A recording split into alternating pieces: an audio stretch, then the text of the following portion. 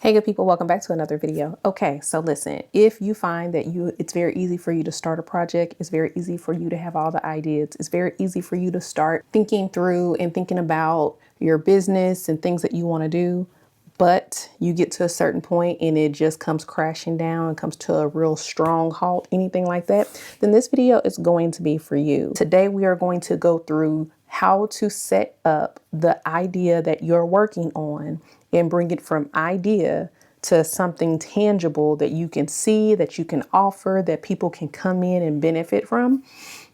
And we're going to do that using project sprints. So if you've seen the last video, well, not the last video, but the video before that, I'll pop it right here.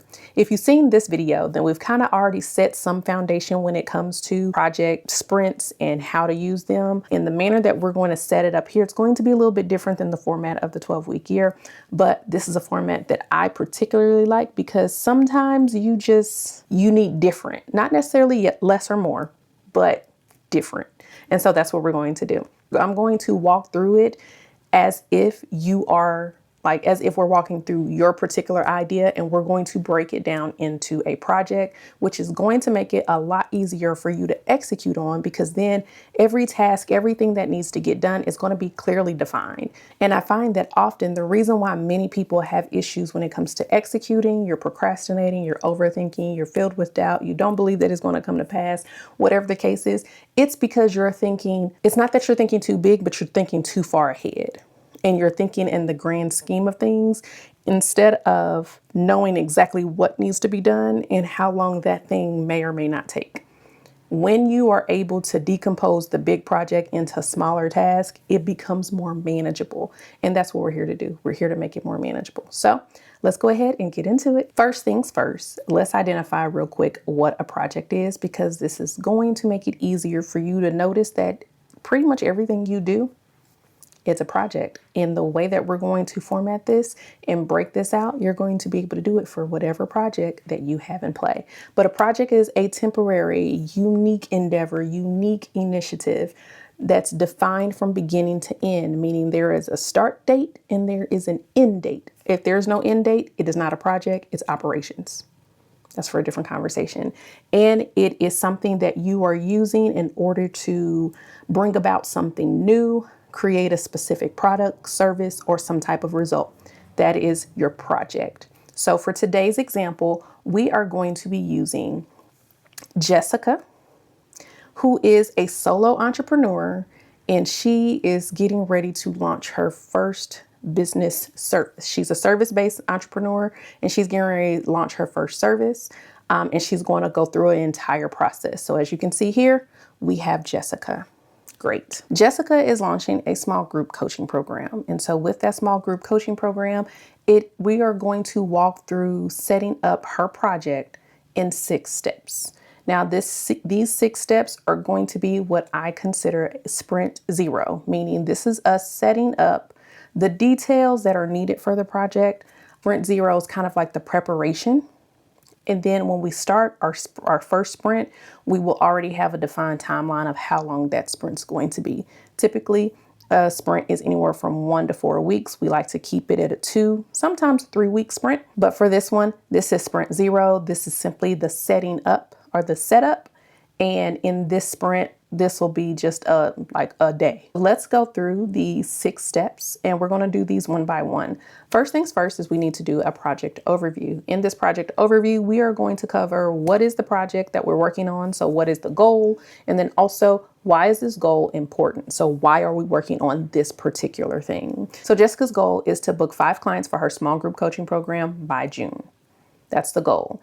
That goal is a SMART goal. It's specific in the way that it's a small group coaching program for 5 clients. That's very specific.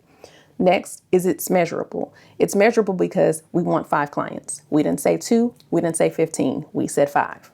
And we also said by June. So that's specific in 2 different ways. That's also measurable in 2 different ways. Then we have achievable. Is it achievable? Is it attainable? Yes, it absolutely is. They're realistic. They get, given available skills, time, capacity, things of that nature. Then is it revelation? Is it revelatory? No. Is it relevant, and is it realistic? I have an issue with realistic. I like it to be It's realistic. But is it relevant? Yes, because she is a solo entrepreneur. She wants to start a business. Guess what? She wants to do a small group coaching program for 5 clients. That is very much relevant to the grand scheme of things. And then is it time bound? Yes, it is time bound because the deadline is by June. All right. So that is your project overview. It's simply the goal at hand. The next step we're going to do is what's the scope of work? So when we're talking about your scope of work, this is what needs to be done. She wants to book 5 clients, period. And again, this is the project overview. We're going to go into more details in the following steps. But the scope of work is book 5 clients into her small group coaching program. That's the scope. Because that's answering the question, what needs to be done? Get the 5 clients. That's the overview of what needs to be done. Next up is her schedule. By when does it need to be done? Or when will it be done? What is the deadline? So that deadline is going to be June. Simple enough. Next up is we have budget. What is it going to cost? We need to think of the cost of the tools. We need to think of the cost for pretty much every action, if she has resources that she's going to be using, if she's going to have different people. So what's the budget? What are we looking at? So maybe her budget is, let's say, $1,000. Let's say her budget is $1,000. Great. That's how much our budget is. So that means every penny counts. Next up is going to be risk. What could go wrong? That is the answer. That is the question that we are answering. But again, this is the overview. We just need to make sure that we have a high level understanding of what ifs. So one of the main what ifs would be, what if I don't get 5 clients? Another thing could be scope creep. And scope creep is simply, listen, I said that the scope was to book 5 clients to a small group coaching program, but now I want to do a small group coaching program and I wanted to have a live event. And then I want to do it in person and it needs to be on an island somewhere. Pump your brakes. Because that's where a lot of us get mixed up. We get mixed up because scope creep, because we like adding all the bits and bobs and the bells and whistles that we think we need when you don't necessarily need it, because it's all about making sure you have the minimum viable product. And if that minimum viable product is a Google Doc and, Google Meet, then there's Google Doc and Google Meet, and we're going to move forward. That is the risk. And then we'll go through a recap. So that's the project overview. We know what the goal is and we know why this project is. Okay. So now let's get into some details, because Jessica said, okay, that was simple enough, but we're not done yet, because that was just an overview. You need a lot more detail before you can start actually working on the things, because if you don't get detailed now, then when it's time to do the work, you're going to be scratching your head and going to be trying to figure out what is it that I need to do. And that's also another thing that gets us to pause. That's a blocker that that's a blocker that is often experienced if you have issues with executing, is because you're not all that sure what actually needs to be done. So let's start with the scope of work. So with your scope of work, again, this is what needs to be done. And this is something that is defining the boundaries in which you work, the boundaries on the deliverables at hand. It's going to ensure that you only work on the things that need to be done in order to achieve that goal. And today's goal is 5 clients in a small group coaching program. 5, not 10. 5. So what work needs to be done for those 5? Okay, so the first thing we're going to do with the scope of work is we're going to define the deliverables. What things do we need? Well, she needs to finalize the program curriculum. She needs to finalize her pricing, and she also needs to figure out the scheduling. Now, we know if we want to, next up, her next deliverable is going to be sales and marketing assets. So this is going to be your landing pages, the website, registration forms, email sequences, or emails that need to go out. What platform? Nope. What social media platforms is she going to be promoting her program on? And what assets would she need for that? Is she going to need a lead magnet? That is an asset. Is she going to be needing anything else? Those are going to be the things we're thinking of. Next up is breaking down the work. It is decomposing the work into structured tasks. So after we've defined the deliverables, we take all those deliverables, and this is very easy to do in like a brainstorming session. You have an idea of everything that you believe needs to be done, and then you start breaking down the work. So maybe program design is one phase, and that is when you're defining the transformation, setting the price, structuring how it's going to work. And then phase two could be your marketing assets, and that is when you're figuring out the marketing and lead generation flow, creating promotional content, guest speaking on different places, all of that, and come up with those ideas. This is really good, again, to brainstorm because you don't really know what's all up here. And as you start to write it down, more things will come to you. And again, this is what Jessica is currently doing. All right. All right. So next up, it's going to be sales and conversion. That's going to be the next phase. So what work or what tasks are involved in her doing like her sales and conversion tasks? This will be, maybe she's doing a workshop to the program, or maybe her lead gen is going to be the lead magnet, and she has specific emails that she wants to use to nurture and then promote said program. She needs to make sure she has that.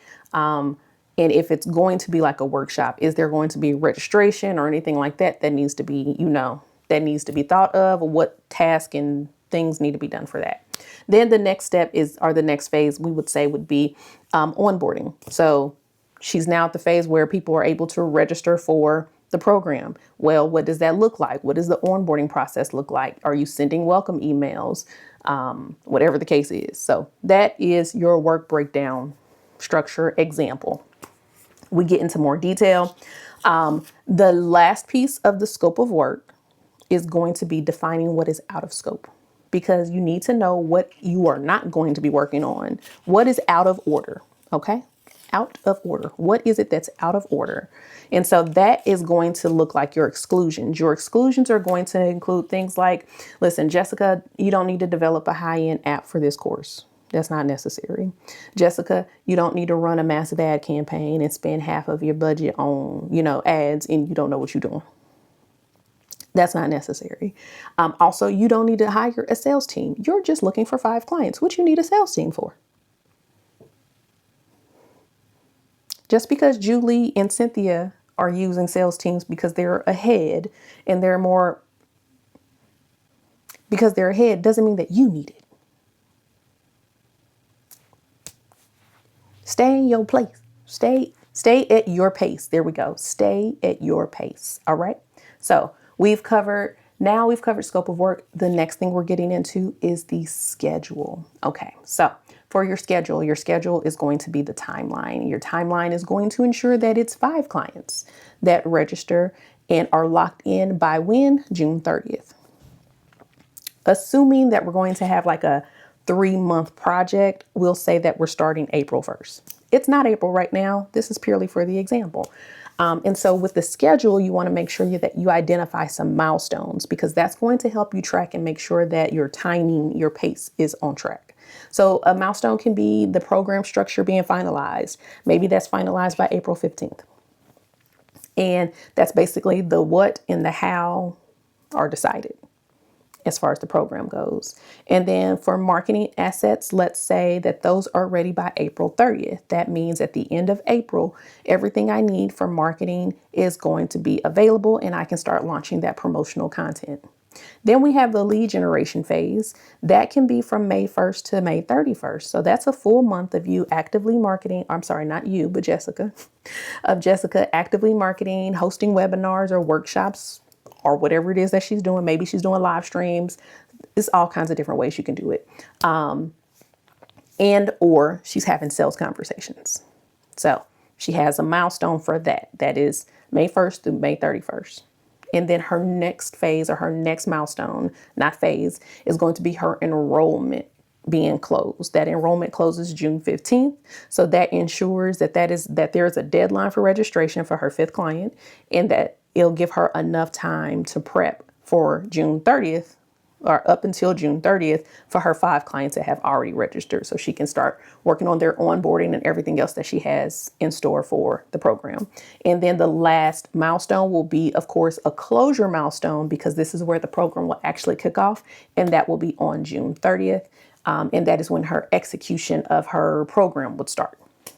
So that is a very simple idea of your schedule. All right. or Jessica's schedule. Not yours, Jessica's. All right. So we talked about the project overview. We talked about the scope of work. We've talked about the schedule. So we know what's being done, we know what's not being done, and we know when it will be done. Now we need to figure out when, like, how much is it going to cost, or what will it cost? How can I make sure this stays in my budget? So again, we said that she's going to have a budget of $1,000. Now, when it comes to a budget, you need to make sure that you are thinking of all the costs that are associated with acquiring said goal. In this case, all the costs that are associated with acquiring 5 clients and hosting the program. 5 clients and hosting the program. Not only are there, and there's going to be different categories of costs. So that first category is going to be your fixed costs. This can be things like the platform fees. If you're using Zoom, if you're using Google Meet, if you're using, Circle, Kajabi, Heartbeat, Kit for your emails, things of that nature. Website, landing page. Maybe you're using Squarespace. Maybe you're using, Show It. Maybe you're using, whatever it is. Maybe you're using Canva. There's a whole lot of options. I'm just thinking of the ones that first come to mind. So those are your fixed costs. You want to make sure that you are very clear about what the total of those fixed costs are going to be given your budget.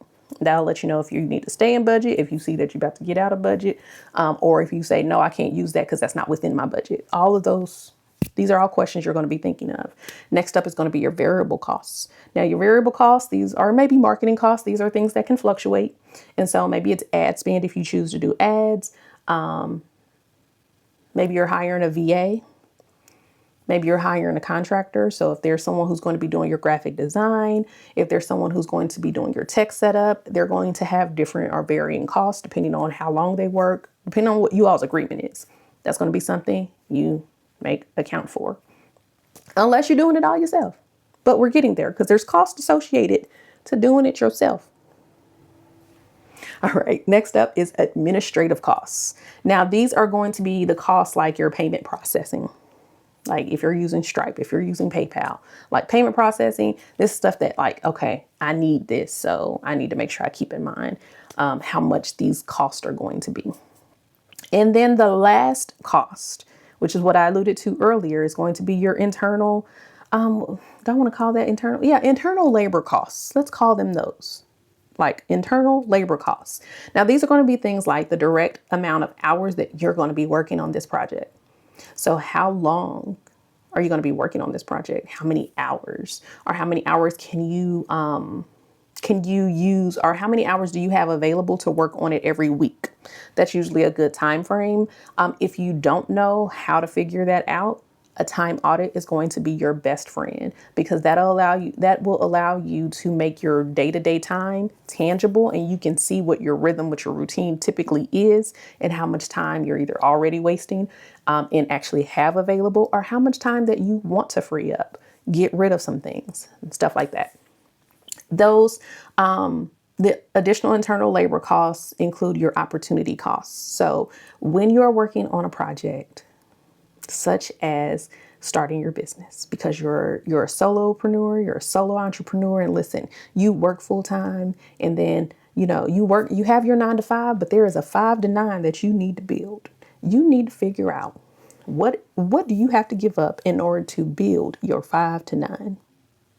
Those are your opportunity costs. Your opportunity costs are going to be the things that you sacrifice to focus on this versus those. Another way to put it is like your next best alternative. Like I'm either working on my business or I'm working. That's your opportunity costs. I don't know why I said it like that, but it is. And it's often the highest hidden cost because you don't know until you get into it. So you want to keep that in mind. But you want to put a value on the lost alternative. So because I'm working on my business, because I'm working on my 5 to 9 project, guess what? I'm not going to be able to go out to happy hour. I'm not going to be able to, volunteer for this. I'm not going to be able to do any outside curriculum, or not curriculum, but outdoor. What am I trying to say?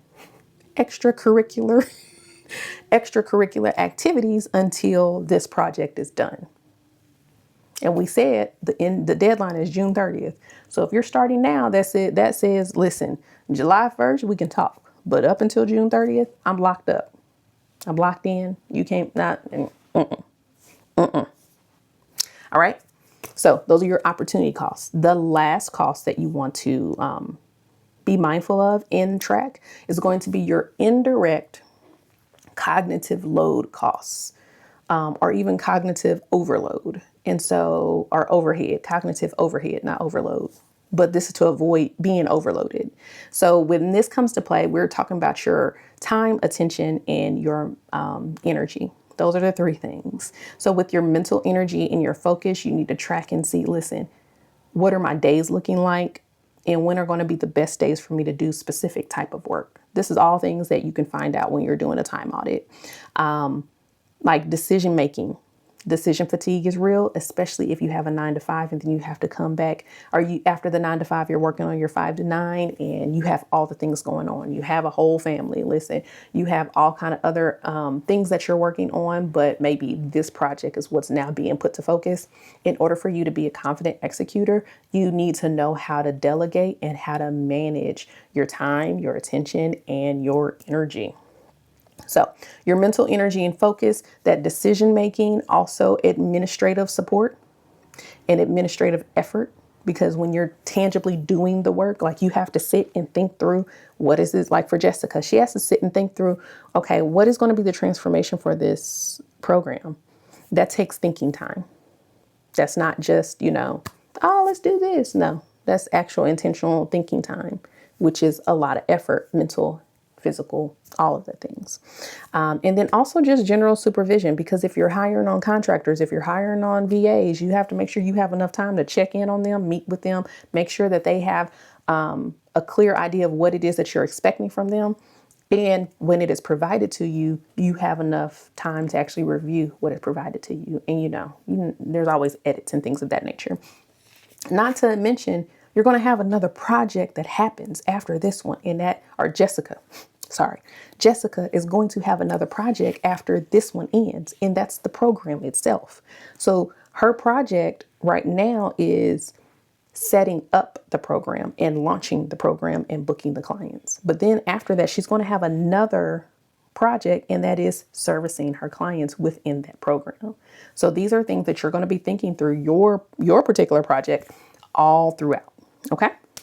So we've talked about your budget, but now we are talking about the risk. What could go wrong? My goodness, I do not know, but we're going to talk about it. Okay. From personal experience, things that could go wrong when you're launching a small group coaching program. Listen, I've got stories for days, but that's not why you're here. Okay. So the first, again, the question you're answering is what could go wrong? So you want to identify potential pitfalls, and you want to mitigate them early. So not only are we identifying the risk, but we also want to identify, okay, what is a mitigation plan that I can put in place now, or that I can be thinking about now, so that in the event that risk becomes an issue and it happens, then I already have something for it. So this is all about forward thinking. The first one, naturally, is going to be the low enrollment risk. Jessica wants 5, but what if she gets 3? Maybe she doesn't find 5 qualifying clients by the deadline, by June 30th. So her mitigation can be that she starts marketing earlier. So instead of waiting until April to market, or maybe instead of waiting until the end of May, instead of waiting until May to market, maybe she can start marketing in April. So she can start marketing earlier. She can reach out to previous clients that she has served, whether it's paid or unpaid clients. Also lower the requirements to 3 to start. Maybe, she's seeing, hey, maybe it's not 5 that I'm going for. Maybe I need to lower it to 3. That's all based off of what Jessica is willing to do. Now, I say it that way because it's very easy for people to cop out when they don't think that 5 or that number is going to hit, and then they want to hurry up and, adjust what their goal is. I say keep your number where your number is, whether or not you hit it. You still want to keep it there, because if you don't hit it, then guess what? It becomes a stretch goal for maybe next time. The next risk would be scope creep. Now listen, with scope creep, this is when you are spending too much time creating things that don't matter for the goal. So in this case, Jessica's scope creep could be spending too much time creating content, which is reducing the time for sales. So she's more focused about doing her day in the lives, but she's not saying anything about this program. She's not saying anything about a workshop. She's not giving a call to action that says, hey, go download the lead magnet, or she's not working on the emails, or she's not scheduling sales conversations. So one thing you can do, or maybe she's over there over planning. Are you like Jessica? Do you over plan? Okay, so with this, the way that you can mitigate this is set strict time-bound tasks specifically for content creation. That also can be a project all on its own. But again, set strict time-bound task. You have to put blinders on and you have to put boundaries up. Blinders on, boundaries up. All right, next one. Maybe it's a lack of fit or lack of engagement when it comes to her clients. The clients chosen, they're not committed, which is reducing the program success. So sure, she got the 5 clients, but she's got 2 that are squirrely and they didn't really come here for what she's trying to offer them. And then she's got the other 3 who are too distracted by the 2 that are squirrely that it just messes up the whole vibe of things. So how can she mitigate that?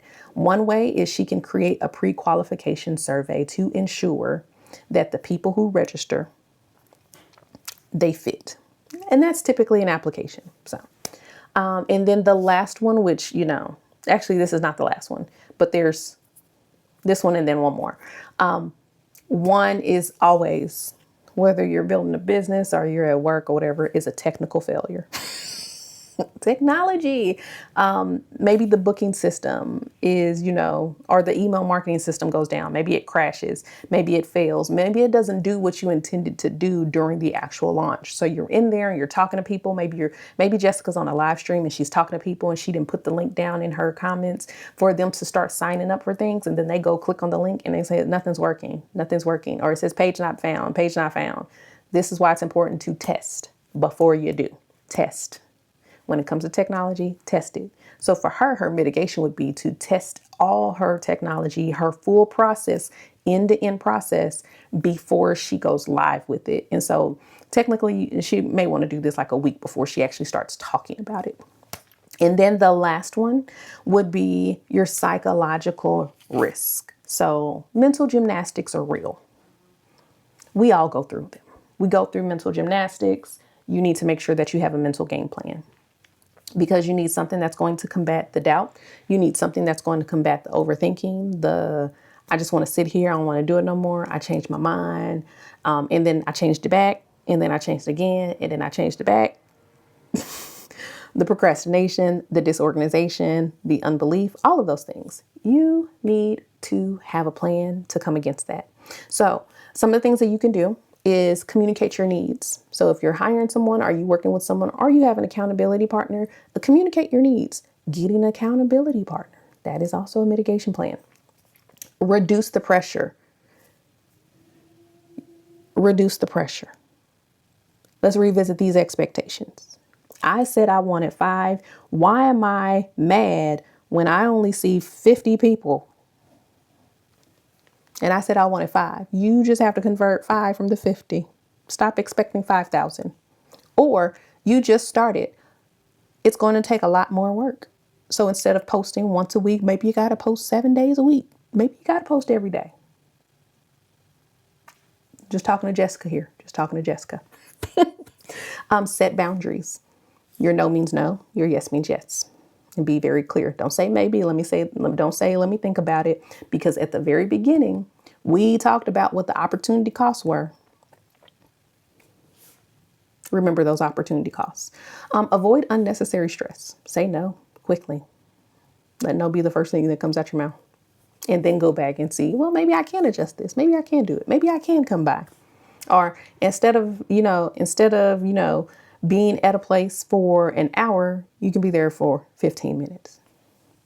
I'm just thinking of stuff. Eat right, exercise, get some sleep. Those 3 non-negotiables. Your body is going to need energy, especially if you're doing something that you haven't done before. If this is something that is being introduced into your routine, and maybe you haven't done it in a long time, you haven't worked on a project like this in a long time, you're going to need to pace yourself. And so you're going to have to be patient with being able to keep up with the pace. You also have to be disciplined. Like if this is what your decision is, then this is your decision. That means all other options are gone. They're cut off. This is not a choice. This is a decision. This is what I said I'm going to do. My yes means yes. My no means no. Let's do it. So that is risk. What could go wrong and how to mitigate them. So now we have gone through your project overview, your scope of work, your schedule, your budget, your risk.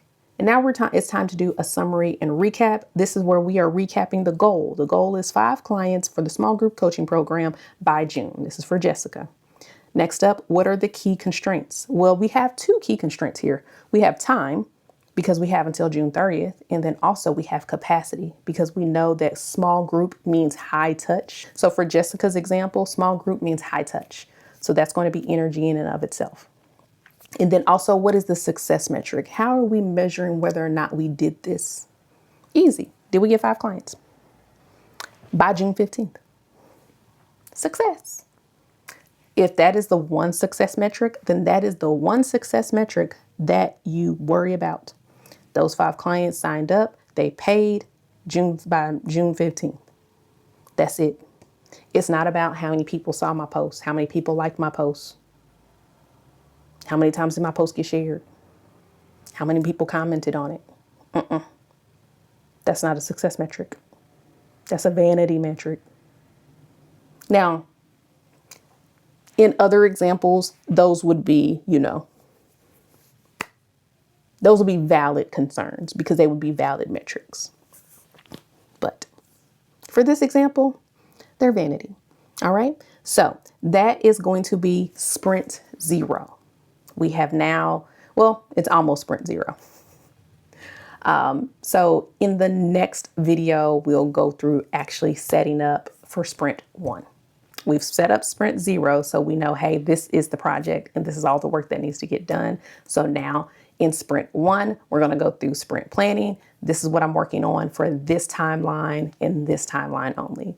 So if you're interested in watching that, then stay tuned and make sure you subscribe. Make sure you like this video so that it can go out to more people. If this really helped you, also comment. So do all the things, do all the YouTuber things.